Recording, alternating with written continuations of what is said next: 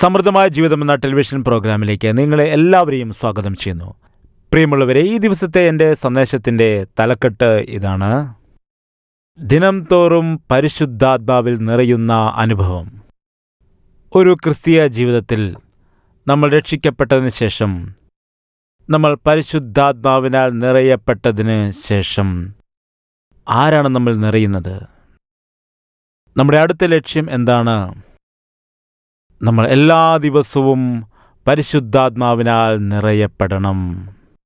നിങ്ങൾക്കായിട്ട് വായിക്കാം എഫേസ്യർക്ക് എഴുതിയ ലേഖനം 5:18 വീഞ്ഞു കുടിച്ച് മത്തരാകരുത്, അതിനാൽ ദുർനടപ്പ് ഉണ്ടാകുമല്ലോ. ആത്മാവ് നിറഞ്ഞവരായി. വളരെ അത്ഭുതകരമായൊരു വചനമാണിത്. നമ്മൾ മുൻപോട്ട് പോകുമ്പോൾ ഈ വിഷയത്തെക്കുറിച്ച് കൂടുതൽ ചിന്തിക്കാം. എന്നാൽ എൻ്റെ ലാസ്റ്റ് മെസ്സേജിൽ പരിശുദ്ധാത്മ അഭിഷേകത്തെക്കുറിച്ചായിരുന്നു ഞാൻ പറഞ്ഞത്. പല ആളുകളും പഠിപ്പിക്കുന്നത് പരിശുദ്ധാത്മാവിൻ്റെ അഭിഷേകം നമുക്കുണ്ടാകുന്നത് നമ്മൾ രക്ഷിക്കപ്പെട്ടതിന് ശേഷം, നമ്മൾ സ്നാനപ്പെട്ടതിന് ശേഷം, അതായത് നമ്മുടെ രക്ഷിക്കപ്പെടലിനും പരിശുദ്ധാത്മാവിൻ്റെ അഭിഷേകത്തിനും തമ്മിൽ ഒരു ഗ്യാപ്പ് ഉണ്ടെന്നാണ്. എന്നാൽ അങ്ങനെയല്ല. ആദിമ സഭകളിൽ ഇങ്ങനെ ഒരു പ്രാവശ്യം ഉണ്ടാകാനിടയായി. അപ്പോസ്തല പ്രവൃത്തികളിൽ കാണാൻ കഴിയും. എന്തുകൊണ്ട് താമസിച്ചു? ആ സന്ദേശത്തിൽ ഞാൻ പറയുവാൻ ഇടയായിട്ടുണ്ട്. അവിടെ ഒരു സമയമുണ്ടായി. കാരണം അന്നിരുന്ന കർത്താവിൻ്റെ ശിഷ്യന്മാർ, മാളികമുറിയിൽ ഇരുന്നതായ ശിഷ്യന്മാർ, അവർ രക്ഷിക്കപ്പെട്ടവർ ആയിരുന്നു. എന്നാൽ അതിനു മുമ്പായിട്ട് അവർക്ക് പരിശുദ്ധാത്മാവിനെ പ്രാപിക്കുവാനായിട്ട് കഴിഞ്ഞിരുന്നില്ല. കാരണം എന്താണെന്ന് വെച്ചാൽ, യേശു കർത്താവ് ഉയർത്ത് എഴുന്നേറ്റതിന് ശേഷമാണ് പരിശുദ്ധാത്മാവിനെ ഭൂമിയിലേക്ക് അയക്കുവാനിടയായത്. അതായത് യേശുക്രിസ്തു മരണത്തെ ജയിച്ച് ഉയർത്തെഴുന്നേറ്റതിന് ശേഷം മാത്രമാണ് അവൻ ഭൂമിയിലേക്ക് പരിശുദ്ധാത്മാവിനെ അയക്കുവാൻ ഇടയായത്. അതുകൊണ്ടാണ് അപ്പോസ്തല പ്രവൃത്തികൾ 2-ാം ഗ്യാപ്പ് കാണാൻ കഴിയുന്നത്. എന്നാൽ അതിനുശേഷമായി നോക്കുമ്പോൾ, ഞാൻ കഴിഞ്ഞ സന്ദേശത്തിൽ പറഞ്ഞതാണ്, ഏതു വ്യക്തിയാണെങ്കിലും അവൻ രക്ഷിക്കപ്പെട്ട അതേ സമയത്ത് തന്നെ പരിശുദ്ധാത്മാവിൻ്റെ ആ അഭിഷേകം, പരിശുദ്ധാത്മാവിനെ പ്രാപിക്കുന്നതായ അനുഭവം, രക്ഷിക്കപ്പെടലും പരിശുദ്ധാത്മാവിനാൽ നിറയപ്പെടുന്ന അനുഭവം ഒരുപോലെ തന്നെയാണ്. ചില വ്യക്തികൾ പഠിപ്പിക്കുന്നുണ്ടല്ലോ, അതായത് രക്ഷിക്കപ്പെട്ടതിന് ശേഷം കുറേ നാളുകൾ കഴിഞ്ഞിട്ടാണ് പരിശുദ്ധാത്മാവിനെ പ്രാപിക്കുവാൻ കഴിയുന്നതെന്ന്. അങ്ങനെ പഠിപ്പിക്കുന്നുവെങ്കിൽ അത് തെറ്റാണ്. രണ്ടാമതായി, ചില ആളുകൾ പഠിപ്പിക്കാറുണ്ട്, അതായത് അന്യഭാഷയിൽ സംസാരിക്കാത്തതായ ആളുകൾ പരിശുദ്ധാത്മാവില്ലാത്തവരാണെന്ന്. ഈ വിഷയത്തിൽ പല സംശയങ്ങളും ഇന്നും നിലനിൽക്കുന്നുണ്ട്. അന്യഭാഷാ വരമെന്നത് പരിശുദ്ധാത്മാവിൻ്റെ ഒരു വരമാണ്. അങ്ങനെ അനേകം വരങ്ങൾ ഉണ്ട്.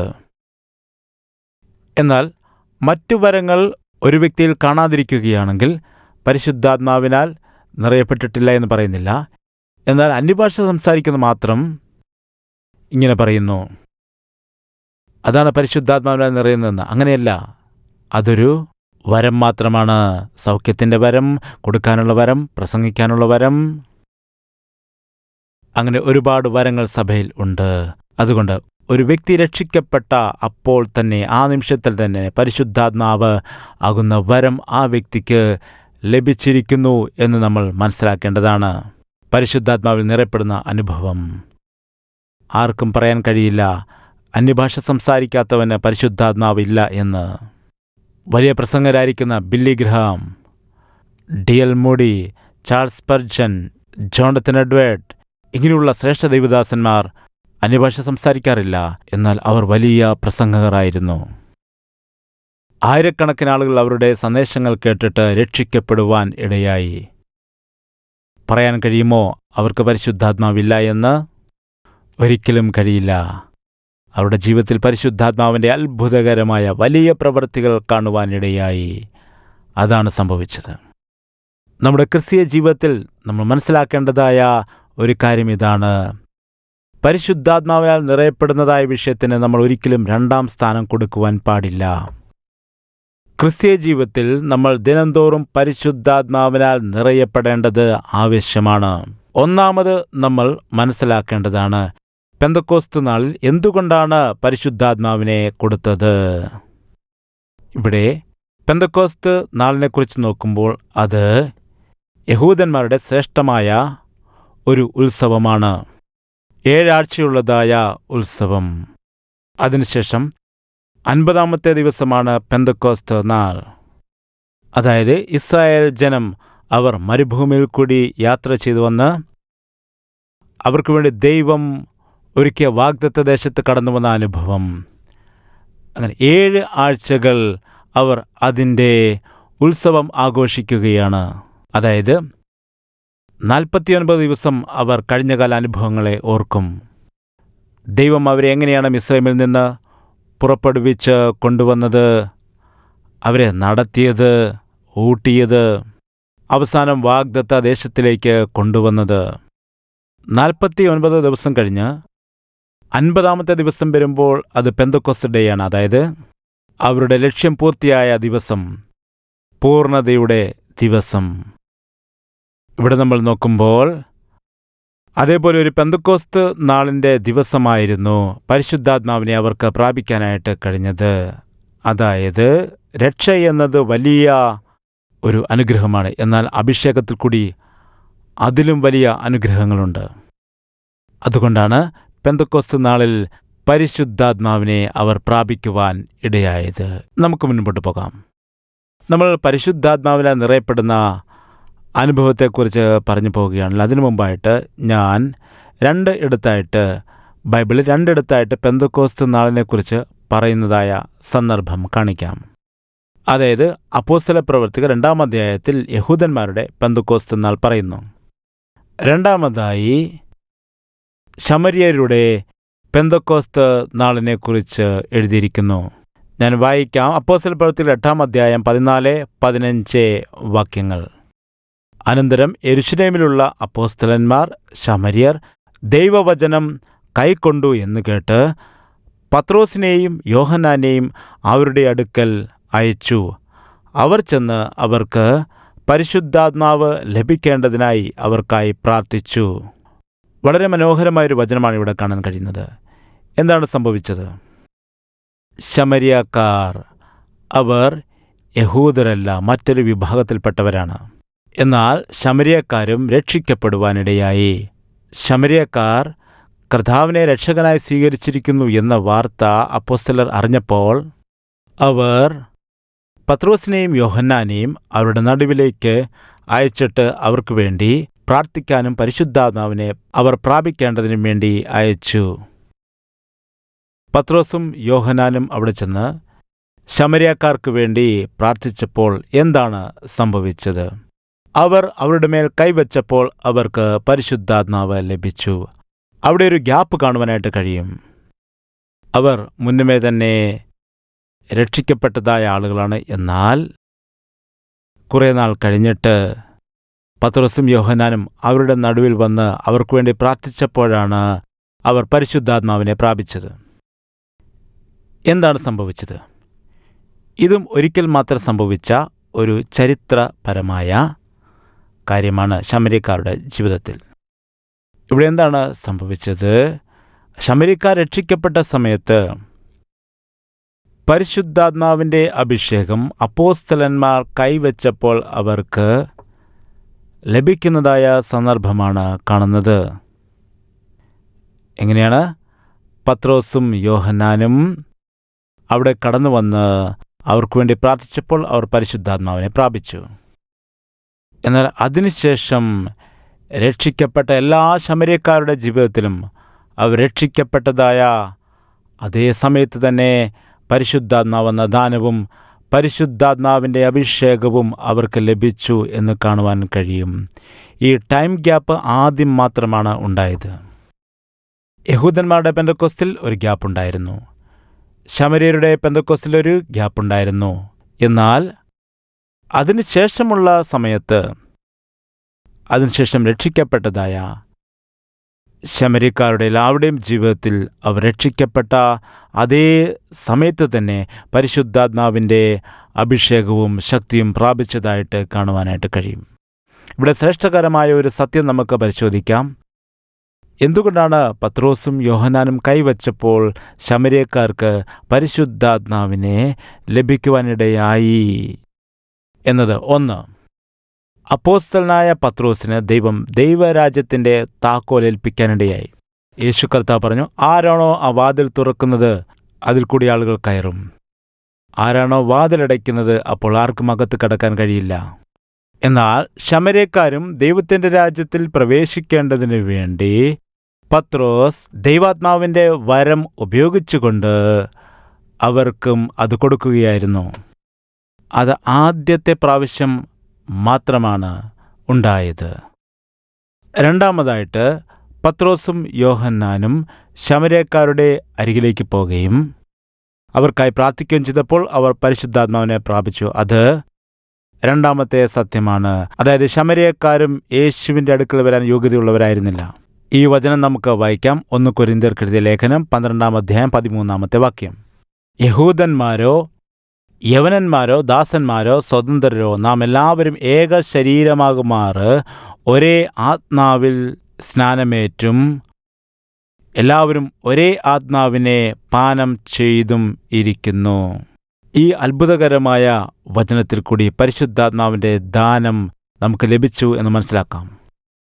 ഇവിടെ നമ്മൾ നോക്കുമ്പോൾ ശമര്യക്കാർക്കും പരിശുദ്ധാത്മാവിൻ്റെ ദാനം പത്രോസും യോഹന്നാനും പ്രാർത്ഥിച്ചപ്പോൾ ലഭിച്ചതായിട്ട് കാണുവാനായിട്ട് കഴിയുന്നു. എന്തുകൊണ്ട്? ഇവിടെ പരിശുദ്ധാത്മാവിൻ്റെ ദാനവും അതുപോലെ പരിശുദ്ധാത്മാവിൻ്റെ ശക്തിയും ക്രിസ്തു എന്ന ശരീരത്തിൽ നിന്നാണ് നമുക്ക് ലഭിക്കുന്നത്. അതായത് ലോകത്തിൽ രക്ഷിക്കപ്പെട്ടിരിക്കുന്ന എല്ലാവർക്കും ആ കൃപ ലഭിക്കുന്നു. ഇവിടെ യഹൂദന്മാരും ശമര്യക്കാരും അവരുടെ രണ്ടുപേരുടെയും പെന്തക്കോസ്ത് നാളിനെക്കുറിച്ചാണ് പറഞ്ഞത്. അടുത്തത് നമുക്ക് നോക്കാം. ബൈബിളിൽ കാണപ്പെടുന്ന മൂന്നാമത്തെ ഒരു പെന്തക്കോസ്ത് അനുഭവം. ആ പെന്തക്കോസ്ത് അനുഭവം ഇതാണ്, ജാതികളുടെ പെന്തക്കോസ്ത്.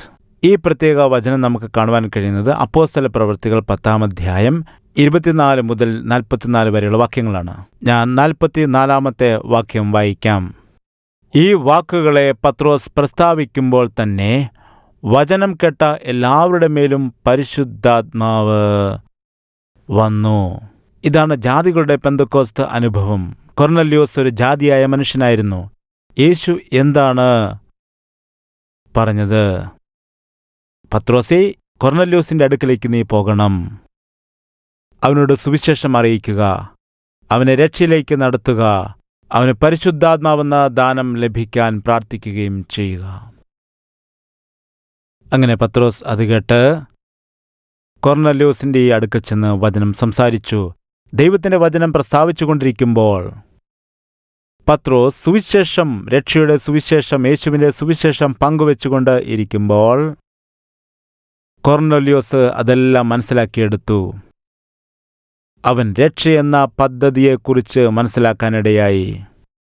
അങ്ങനെ പത്രോസ് സുവിശേഷം പ്രസംഗിച്ചുകൊണ്ടിരിക്കുമ്പോൾ കൊർന്നല്യോസ് ആ സുവിശേഷം വിശ്വസിച്ചു. അവൻ രക്ഷ അംഗീകരിച്ചു. അങ്ങനെ അവൻ സുവിശേഷം വിശ്വസിച്ച അതേ സന്ദർഭത്തിൽ അവൻ രക്ഷിക്കപ്പെടുകയും ചെയ്തു. അപ്പോൾ എന്താണ് സംഭവിച്ചത്? രക്ഷിക്കപ്പെട്ട അതേ സമയത്തു തന്നെ കൊർന്നല്യോസ് പരിശുദ്ധാത്മാവിനെയും പ്രാപിക്കുവാനിടയായി. പ്രിയ സുഹൃത്തുക്കളെ, ഞാനീ പറഞ്ഞതായ ഈ സീക്വൻസ് നിങ്ങൾ ഓർത്തുവെക്കണം. അതായത് കൊർന്നല്യോസ് എങ്ങനെയാണ് രക്ഷിക്കപ്പെട്ടത്? അവൻ രക്ഷിക്കപ്പെട്ട അതേ സമയത്ത് തന്നെ പരിശുദ്ധാത്മാവാകുന്ന ദാനത്തെ പ്രാപിച്ചെടുത്തു. പരിശുദ്ധാത്മാവിൻ്റെ അഭിഷേകത്തെയും ആ ശക്തിയെയും പ്രാപിക്കുവാൻ ഇടയായി. ഈ 3 കാര്യങ്ങളും ഒരേ സമയത്ത് തന്നെ നേടിയെടുക്കാൻ കഴിഞ്ഞു. ഇത് ജാതികളുടെ പെന്തക്കോസ്ത് നാളായിട്ട് വിളിക്കപ്പെടുന്നു. അതാണ് നമുക്ക് മനസ്സിലാക്കാൻ കഴിയുന്നത്. രക്ഷയ്ക്കും പരിശുദ്ധാത്മാവിനെ നേടുന്നതിനും ഇടയിൽ ഒരു ഇടവേളയുടെ സമയമില്ല. ഇത് ഒരേ സമയത്ത് തന്നെയാണ് സംഭവിക്കുന്നത്. എന്നാൽ മറ്റൊരു കാര്യം നോക്കാം. നമ്മൾ യഹൂദന്മാരല്ല, അതുപോലെ തന്നെ നമ്മൾ ശമര്യക്കാരും അല്ല. എല്ലാവരും ജാതികളാണ്. ജാതികൾക്കും രക്ഷ വന്നിരിക്കുന്നു. അതായത് എല്ലാ വ്യക്തികൾക്കും.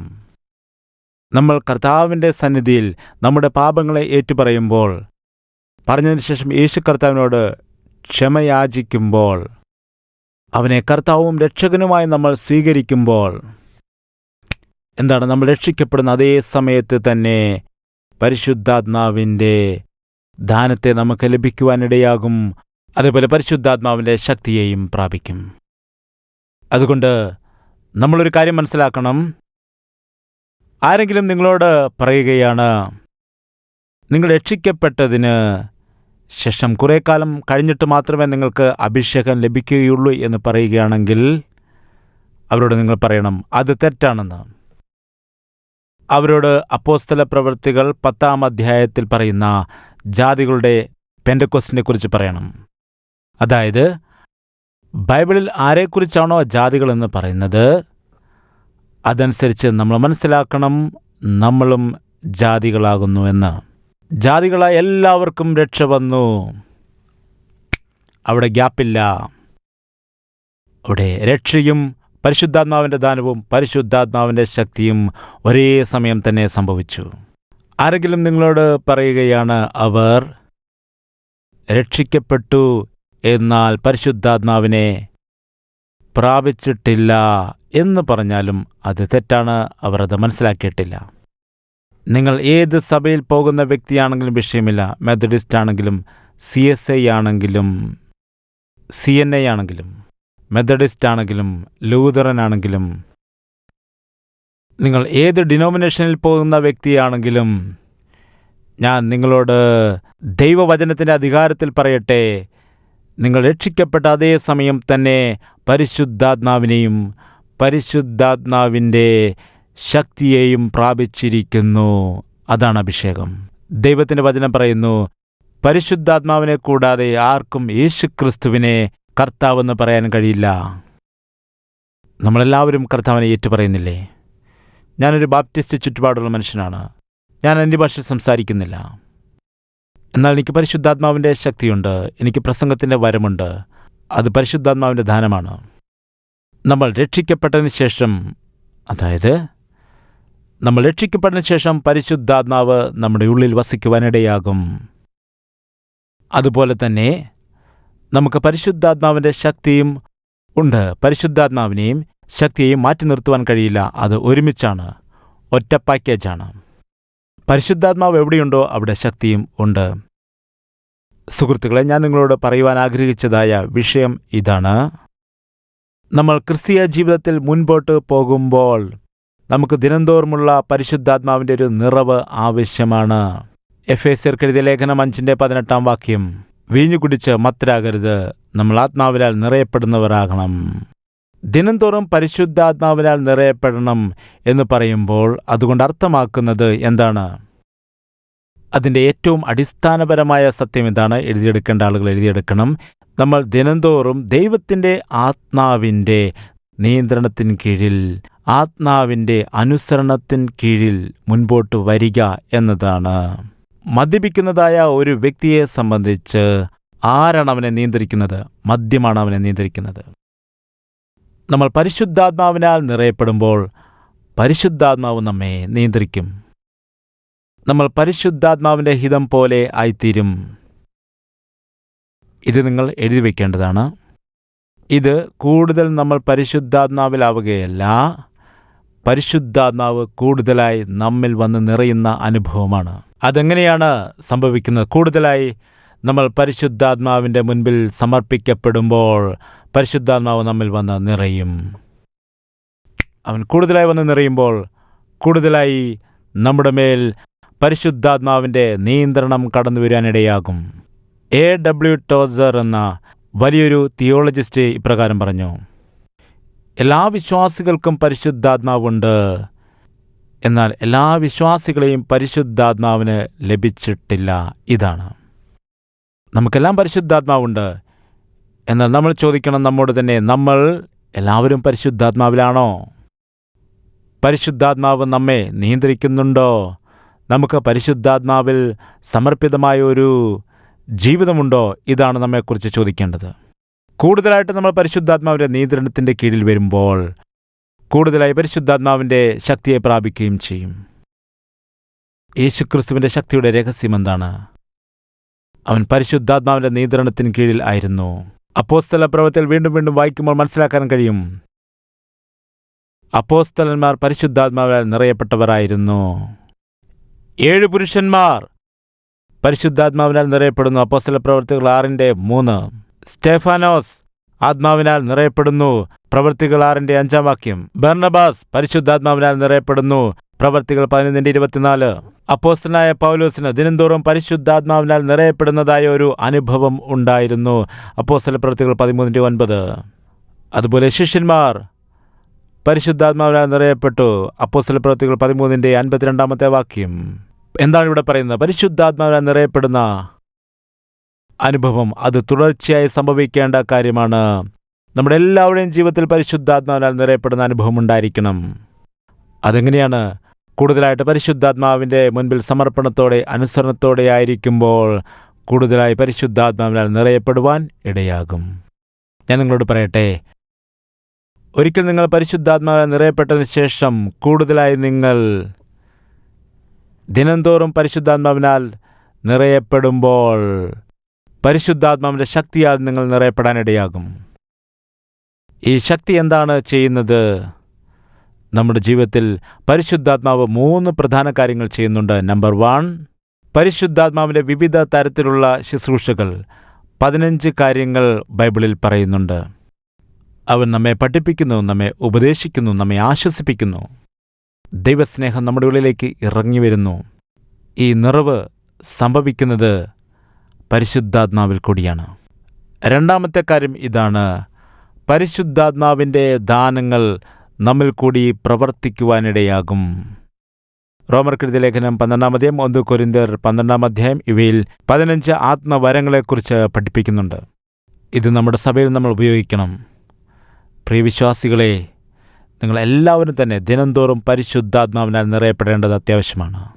അടുത്തത് 3-ാമത്തെ കാര്യം, പരിശുദ്ധാത്മാവിൻ്റെ ഫലം. അത് ഗലാത്യർക്കെഴുതിയ ലേഖനം 5:22 നമുക്ക് കാണാൻ കഴിയും. നമ്മൾ ദിനംതോറും പരിശുദ്ധാത്മാവിനാൽ നിറയപ്പെടുന്നവരാണെങ്കിൽ ഈ 9 അത്ഭുതകരമായ ആത്മാവിൻ്റെ ഫലങ്ങൾ നമ്മുടെ ഉള്ളിൽ വെളിപ്പെടാനിടയാകും. നമ്മൾ പരിശുദ്ധാത്മാവിൻ്റെ നിയന്ത്രണത്തിന് കീഴിൽ ആകുമ്പോൾ പരിശുദ്ധാത്മാവിൻ്റെ ശക്തി നമ്മിൽ വെളിപ്പെടും. ഇപ്പോൾ അവസാന കാര്യത്തിലേക്ക് നമുക്ക് വരാം.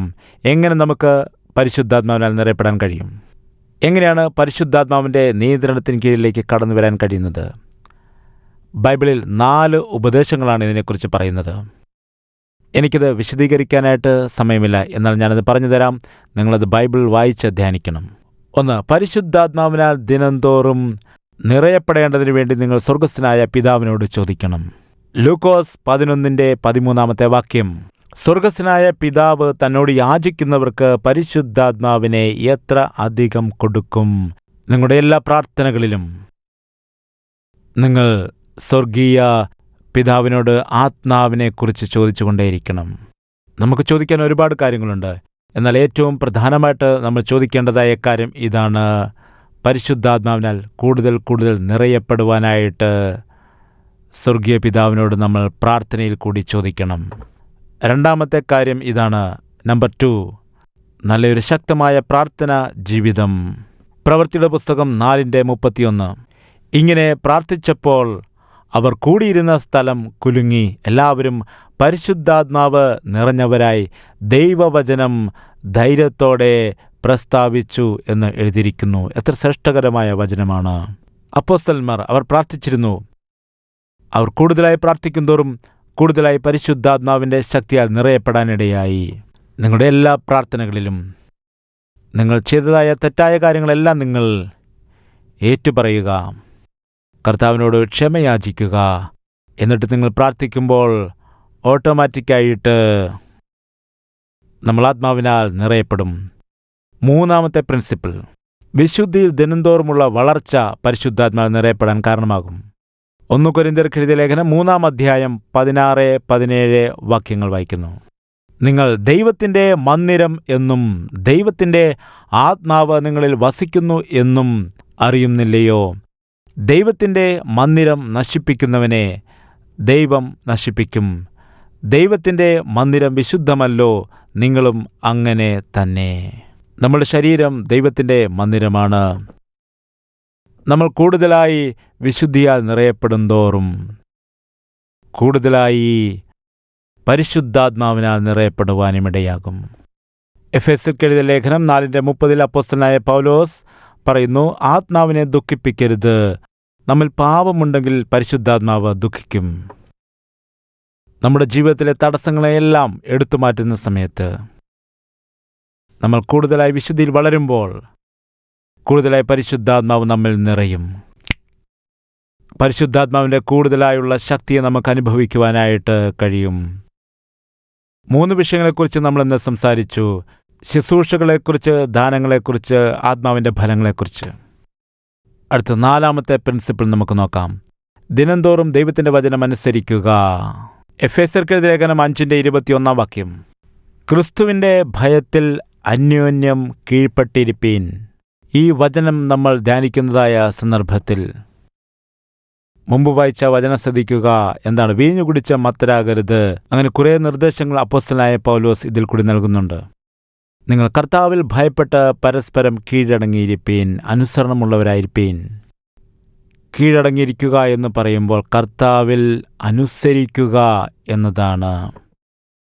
യേശുക്രിസ്തുവിൻ്റെ ഇഷ്ടത്തെ നമ്മൾ അനുസരിക്കുക, അവൻ്റെ ശുശ്രൂഷയെ അനുസരിക്കുക, അവൻ്റെ വേലയെ അനുസരിക്കുക. നമ്മുടെ കുടുംബത്തിൽ നമ്മൾ അനുസരണം കാട്ടുക, നമ്മുടെ ജോലിയിടങ്ങളിൽ നമ്മൾ അനുസരണം കാട്ടുക, കർത്താവിൻ്റെ കഷ്ടത അനുഭവിക്കുന്നതിൽ നമ്മൾ അനുസരണം കാട്ടുക. ഈ അനുസരണം കാട്ടുന്നതിൽ കൂടി ഒരുപാട് ആത്മാവിൻ്റെ ശക്തി നമ്മിൽ വന്ന് നിറയുവാൻ ഇടയാകും. ആ പരിശുദ്ധാത്മാവിൻ്റെ ശക്തിയാണ് നമ്മെ ബലപ്പെടുത്തേണ്ടത്. യേശുക്രിസ്തുവിൻ്റെ ജീവിതത്തിൽ നമുക്കിത് ഗെത്സെമന തോട്ടത്തിൽ വെച്ച് അവനെ ബലപ്പെടുത്തിയതായ ശക്തിയെക്കുറിച്ച് അറിയാൻ കഴിയുന്നതാണ്. യേശു പറഞ്ഞു, ദൈവമേ, എൻ്റെ ഇഷ്ടമല്ല നിൻ്റെ ഇഷ്ടം തന്നെ നിറവേറുമാകട്ടെ എന്ന്. എന്താണ് സംഭവിച്ചത്? യേശു കർത്താവ് പൂർണ്ണമായും പിതാവായ ദൈവത്തിൻ്റെ ഇഷ്ടത്തിനു വേണ്ടി സമർപ്പിച്ചപ്പോൾ ദൂതന്മാർ വന്ന് അവനെ ശുശ്രൂഷിച്ചു. അതുപോലെ യേശുക്രിസ്തു പരിശുദ്ധാത്മാവിൻ്റെ ശക്തിയാൽ പൂർണ്ണമായിട്ടും നിറയപ്പെടാനിടയായി. അവസാനം ക്രൂശിലും പൂർണ്ണമായ അനുസരണം അവൻ കാട്ടാനിടയായി. അതിനുശേഷം ഉയർത്തെഴുന്നേറ്റു. ഈ സന്ദേശം നിങ്ങൾക്ക് അനുഗ്രഹപ്രദമായി എന്ന് ഞാൻ ചിന്തിക്കുന്നു. ഇപ്പോൾ നമുക്ക് പ്രാർത്ഥിക്കാം. പരിശുദ്ധനായിരിക്കുന്ന ഞങ്ങളുടെ സ്വർഗസ്ഥനായ പിതാവേ, നീ ഞങ്ങളോട് സംസാരിച്ചതോർത്ത് നല്ല വചനത്തിനായിട്ട് നിന്നെ സ്തുതിക്കുകയും മഹത്വപ്പെടുത്തുകയും ചെയ്യുന്നു. കർത്താവേ, നീ നൽകിയിരിക്കുന്ന പരിശുദ്ധാത്മാവിൻ്റെ നിറവിനെ ഓർത്ത്, വരങ്ങളെ ഓർത്ത് നിന്നെ സ്തുതിക്കുകയാണ്. കർത്താവ്, ഈ സന്ദേശത്തിൽ കൂടി കേട്ടതായ കാര്യങ്ങളെ അനുസരിക്കാൻ ഞങ്ങളെ സഹായിക്കണമേ. പ്രത്യേകമായിട്ടും ആത്മാവിനാൽ നിറയപ്പെടുന്നതായ കാര്യം കർത്താവ് 4 തത്വങ്ങൾ നീ ഞങ്ങൾക്ക് നൽകാനിടയായല്ലോ. ഒന്ന്, സ്വർഗസ്ഥനായ പിതാവിനോട് ചോദിക്കണം. കർത്താവെ, ഞങ്ങൾ ചോദിക്കുകയാണ്, ആത്മാവിനാൽ ഞങ്ങളെ നിറയ്ക്കുമാറാകണമേ. അതിനുശേഷം ശക്തമായ ഒരു പ്രാർത്ഥനാ ജീവിതം ആത്മാവിനാൽ നിറയപ്പെടുവാൻ ഞങ്ങൾക്ക് നൽകണമേ. ഞങ്ങളുടെ തെറ്റുകളെല്ലാം ക്ഷമിക്കണമേ. വിശുദ്ധിയിൽ വളരാൻ സഹായിക്കണമേ. അതിൽ കൂടി ആത്മാവിനാൽ നിറയപ്പെടുമല്ലോ. അതുപോലെ കർത്താവിനെ പൂർണ്ണമായിട്ടും അനുസരിക്കുമ്പോൾ ആത്മാവിനാൽ നിറയപ്പെടാനിടയാകുമല്ലോ.